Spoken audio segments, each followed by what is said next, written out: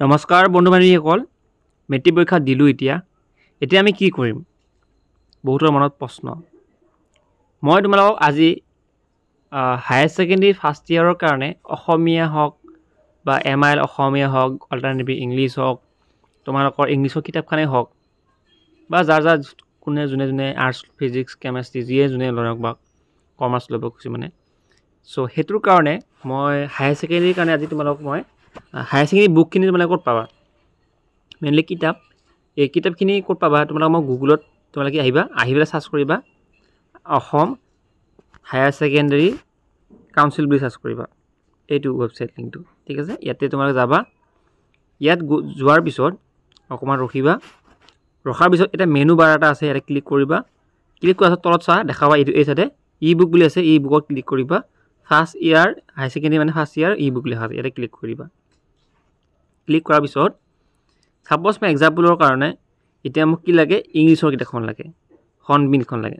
ঠিক আছে, চ' মই ইংলিছৰ এই কিতাপটোত ক'ৰ ছাবজেক্ট বুলি আছে যে ইংলিছ ক'ৰ, এই ইয়াতে হৰ্ণবিলখন লাগে মোক।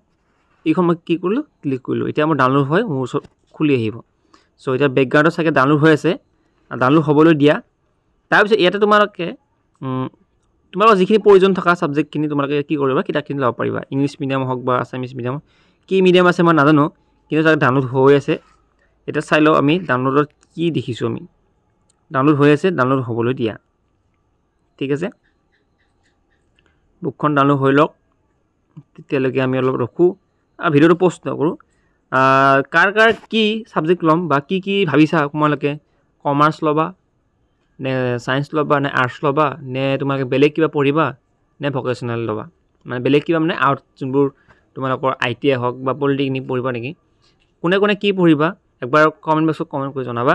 তেতিয়া আমি গম পাম যে ছাত্ৰজনে সেই ছাবজেক্টটো পঢ়িছে। তেতিয়া আমাৰ কিটা মটিভেট হয় যে ল'ৰা ছোৱালী বহুত ভাল আগবাঢ়ি আছে। এইখন হৰ্ণবিল।